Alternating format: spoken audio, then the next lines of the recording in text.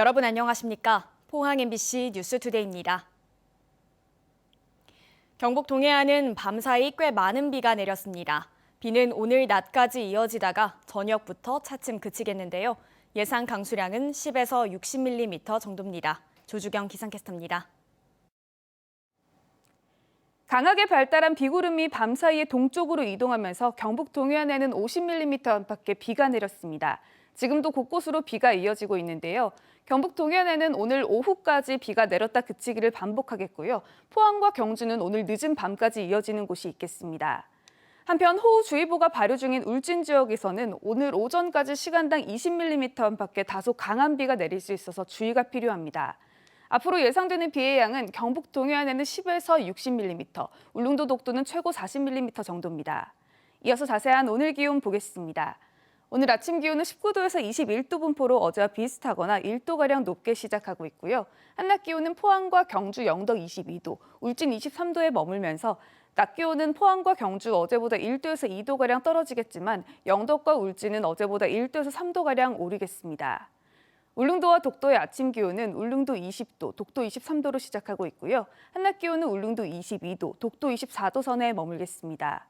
오늘 오후부터는 동해상에서 너울성 파도에 주의가 필요합니다. 바다의 물결은 중부해상에서 최고 3.5m, 남부해상에서 2.5m까지 일겠습니다. 모레 금요일에는 태풍 흰남노의 간접 영향으로 비가 내릴 전망입니다. 날씨였습니다. 포항의 한 철강업체에서 지난해 노동조합이 생기고부터 부당 노동 행위가 잇따르고 있습니다. 한 노동자는 노조 가입 후 보직 해임에 이어 해고를 당했는데요. 노동위원회는 부당 해고라며 노조원 손을 들어줬습니다. 압박감 때문인지 노조원 숫자는 급격히 줄었습니다. 박성아 기자가 취재했습니다. 포스코 협력업체 포를텍에서 15년 넘게 일한 박원규 씨는 몇 달 전 갑작스러운 해고 통보를 받았습니다. 사유는 근무지 무단 이탈. 해고 통보 석 달 전 상사와 갈등이 생겨 자리를 뜬 걸 이유로 들었습니다. 나는 그래도 이야기하고는 갔다. 회사에서는 뭐 안 했다 하더라. 도저히 그냥 갖는 걸로 알고 이거 반영이 안 되더라고요. 아무것도 없이 그냥 3개월을 지나왔는데 3개월 후에 갑자기. 박 씨는 앞서 지난해 5월 금속노조 출범 직후 노조에 가입했습니다. 그런데 가입 넉 달 만에 노조에 가입한 다른 직원 8명과 함께 팀장급 자리에서 보직 해임됐습니다. 중앙노동위원회는 지난 3월 이 해임이 부당 노동 행위라고 판정했습니다. 하지만 회사는 이에 불복해 행정소송을 제기했고 한 달 만에 오히려 박 씨가 해고된 겁니다. 판결 났는데도 다시 이제 해고를 받았다는 자체는 제가 아직도 이 노조에 대해서 좀 강성이다 이래 싶으니까 제가 본보기로 이렇게. 최근 박 씨의 해고 역시 지방노동위원회에서 부당하다는 판정을 받았습니다. 노조가 생긴 지 1년여 만에 이 회사에서 부당 노동 행위와 부당 해고 등으로 판정받은 사안만 크게 3건. 그동안 노조원 수는 절반 이하로 급격히 줄었습니다. 부당 해고, 그리고 부당 직급 승진, 이런 승진에도 배제하고 이런 것 때문에 아무래도 조합원들이 압박을 받아갖고. 취재진은 부당 노동 행위와 부당 해고 판정에 대한 회사 측의 입장을 확인하기 위해 수차례 연락을 취했지만 포를텍 측은 입장을 밝히지 않았습니다. MBC 뉴스 박성아입니다.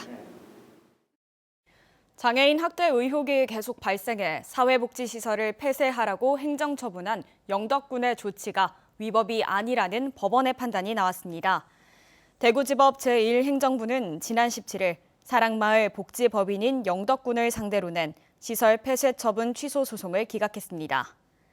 재판부는 이 시설에서 최근 3년간 부당한 체벌과 폭행, 학대 등 인권 침해가 3차례 발생해 영덕군이 시설 폐쇄 명령을 했으며 이는 장애인 복지법 시행 규칙 등이 정하고 있는 제재적 처분 기준에 부합한다고 소송 기각 이유를 설명했습니다.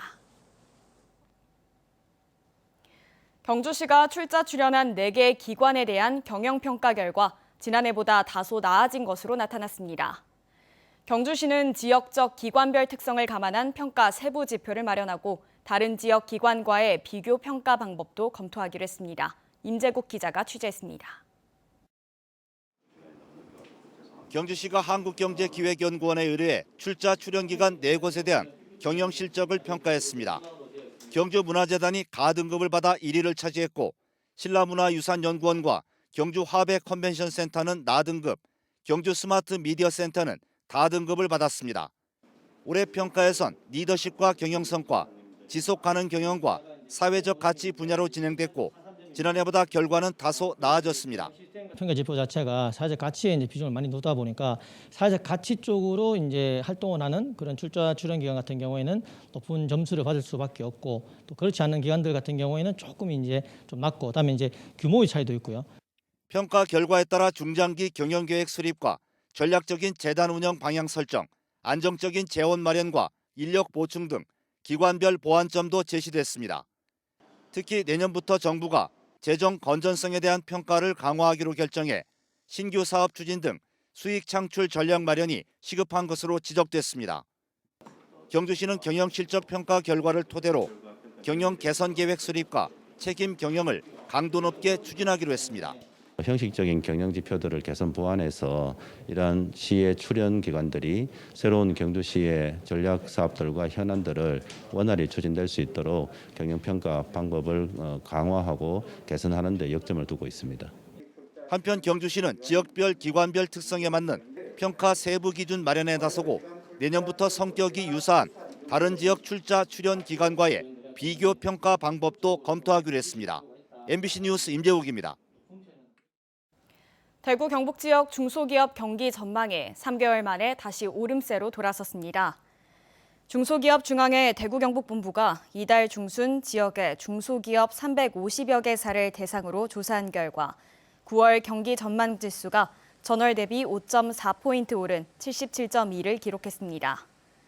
이는 글로벌 경기 둔화에도 불구하고 9월 신학기와 추석 연휴 등 내수 개선의 기대감이 반영된 것으로 분석됩니다. 한편 경영 애로 요인을 묻는 질문에는 내수 부진이 60.5%, 인건비 상승이 58.9% 순으로 높았습니다. 지방 의원들의 성적표처럼 발표해온 의정활동평가에 허점이 많다는 지적이 제기되고 있습니다. 조례 발의나 질의 건수 같은 정량평가는 편법에 노출되기가 쉽고 질적인 수준도 담보하기 어려운 게 사실입니다. 김철우 기자가 보도합니다. 한 해에 한두 번씩 발표되는 지방 의원들의 의정 활동 평가는 정량적 평가에 주로 의존하고 있습니다. 지금까지의 평가를 보면 조례는 몇 건이나 발의했는지, 시정이나 구정 질의는 몇 번 했는지 등을 기준으로 평가해 왔습니다. 건수 위주로 집계하고 평균을 내면 그것이 지방의회와 의원들의 성적표가 되는 시기입니다. 이 과정에서 의회 내부에서조차 마치 숙제하는 것처럼 단기간에 변칙적으로 조례를 발의하는 문제가 관행처럼 고질화됐다는 자조 섞인 목소리가 나오고 있습니다. 한 건도 없다 그러면 뭐 4년 뒤에 이제 아니면 2년 뒤에 공천에도 이게 조금의 불이익이 있을 수 있고, 그러다 보니 의무적으로 해야 되는 거죠. 다른 지자체의 기존에 있던 조례들을 또 이렇게 컨트롤 C/V해서 이게 이런 경우도 또 상당히 많거든요. 법이 바뀌면 자연히 따라가는 조례 재개정은 시청이나 구군청이 하면 되는 업무지만 이런 것까지 의원이 베끼기식으로 손쉽게 처리한다든가 필요하지도 않은 조례를 우후죽순 만들다 보니 건수 채우기 조례가 넘쳐난다는 겁니다. 시민들과 함께 만들고 그것들을 통해 가지고 그 세상을 바꿔보려고 한다면 기본적으로 엄청난 시간이 필요하고 이게 반대하는 집행부를 설득해야 되고 이런 여러 가지 과정을 거쳐야 되는데 다르게 만든 조례가 많다고 해서 그 조례 한 개 만든 의원이 정말 그 가치 없는 의원을 폄하되는 거는 문제가 많다라는 거예요. 수치 중심의 실적 위주가 아닌 질적인 평가를 제대로 하기 위해서는 시민 의견을 얼마나 잘 반영하는가, 얼마나 전문적이고 합리적으로 작동하는가를 평가하는 잣대가 필요하다는 목소리가 나오고 있습니다. 제일 좋은 것이 이제 조례화 시켜가지고 이게 정기적으로 그리고 이제 훨씬 질 높은 방식으로 이루어지면 좋겠는데 이 과정을 움직여가는 일을 의회에서 같이 시작을 하는 것이 무엇보다도 중요하다라고 저는 생각을 합니다. 공천을 받기 위해 지역 여론 악화를 무마하기 위한 의정 활동보다는 지역 주민들의 의견을 모아 현안을 해결하는 노력이 전제 조건입니다. 채점하듯 하는 의정활동 평가보다는 주민과 함께하는 의정활동으로 거듭나기 위한 고민이 필요해 보입니다. MBC 뉴스 김철우입니다. 올해 경북도 내 저소득층 가정의 초중 고교생 18,000여 명에게 지급되는 교육급여가 지난해보다 평균 20% 인상됐습니다. 올해 총 지원금은 84억 원으로 초등학생 33만 원, 중학생 46만 원, 고등학생 55만 원이 각각 책정됐습니다.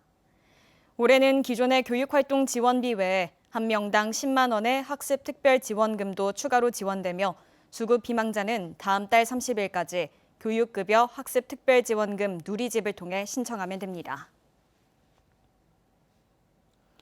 포항시도 추모공원 입지 선정에 난항을 겪고 있습니다만 지리적으로 인접한 상주시와 문경시도 추모공원 조성을 두고 갈등의 골이 깊어지고 있습니다. 상주시 의회가 추모공원 관련 예산을 삭감하며 속도 조절을 주문했지만 상주시는 강행 의지를 굽히지 않고 있고 문경에서는 상주 추모공원을 반대하는 범시민 대책위까지 꾸려 여론전에 나섰습니다. 김경철 기자가 보도합니다. 생활권이 같고 국회의원도 한 선거구로 묶여있는 상주시와 문경시. 20여 년 전부터 산불 진화용 헬기와 하수 처리장을 공동으로 사용하며 지자체 간 상생 모델로 주목받아왔습니다. 그런데 최근 두 지자체 간 우정에 금이 갔습니다. 지난해 상주시가 문경과 인접한 함창읍 나한리 일대에 공설 추모공원을 조성하겠다고 발표한 게 불씨가 됐습니다. 이곳이 바로 상주 공설 추모공원이 들어설 부지인데요. 상주 시내에서는 직선거리로 20km 넘게 떨어진 외곽에 위치해 있지만 문경 신시가지와는 불과 1km밖에 떨어져 있지 않습니다. 25가구뿐인 상주 나한리와 달리 나한리와 맞닿은 문경 점촌 4동과 5동은 2만 명가량이 살고 있는 인구 밀집 지역입니다. 문경 시민들은 대책위원회까지 구성해 저지에 나섰습니다. 문경 입구에 상주 추모공원을 결론적으로 그것도 공동 묘지입니다. 혐오 시설입니다.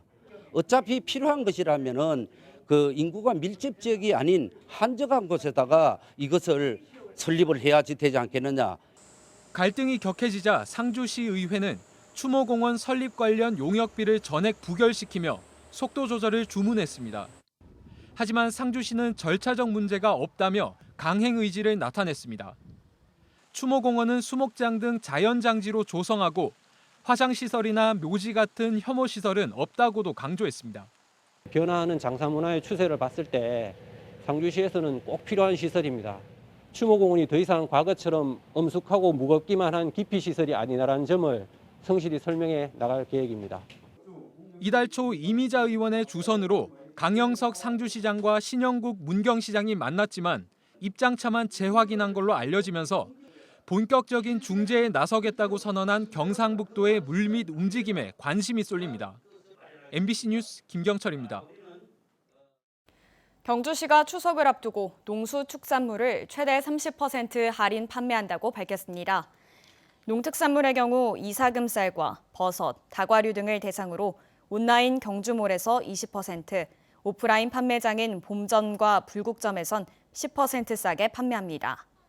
경주 천년한우는 본점과 4개 지점에서 12%에서 24% 할인하고 수산물은 성동시장과 중앙시장에서 다음 달 2일부터 8일까지 할인 쿠폰 지급과 30% 할인됩니다. 영덕군이 추석을 맞아 오는 9월 14일까지 영덕군 대표 농특산물 쇼핑몰인 영덕장터에서 추석맞이 이벤트 행사를 실시합니다. 이번 행사는 사과, 배 등 과일과 제수용품, 지역 특산물 등 130여 개 전품목을 20% 할인하고 신규 가입자에겐 5,000원 쿠폰을 지급해 명절을 앞둔 주민들과 판로 확보에 어려움을 겪는 농민들에게 큰 도움이 될 것으로 예상됩니다. 문화재청이 지난해 영덕 괴시마을을 국가민속문화재로 지정한 가운데 영덕문화관광재단이 마을 주민들의 삶을 가치 유산으로 전승하기 위한 사업을 실시합니다. 영덕 괴시마을 주민들을 위한 마음건강 프로그램과 고택 체험 행사, 고령의 어르신들의 이야기를 통해 괴시마을의 관습과 전통을 기록하는 프로젝트도 진행합니다. 이 사업은 전국문화원 연합회 공모사업으로 추진돼 올해부터 3년간 실시되고 전 과정이 영상 기록물로 남겨져 괴시마을의 역사문화 자원 보존에 큰 도움이 될 것으로 기대됩니다. 경북교육청이 전후기 고등학교 184곳에 내년도 입학 전형 요강을 승인했습니다. 전개에서 오늘부터 원서를 받는 경북과학고와 경상과학고가 각각 60명, 도내 7개 마이스터고는 전자와 기계, 원자력학과 등에서 762명을 모집하고 포항예술고와 김천예술고, 경북체육고는 예체능 계열에서 263명을 선발합니다. 후기 고등학교 중 108개 비평준화 일반고는 13,722명, 경북외고는 125명을 선발하고 자사고인 포항제철고와 김천고는 모두 540명을 모집합니다.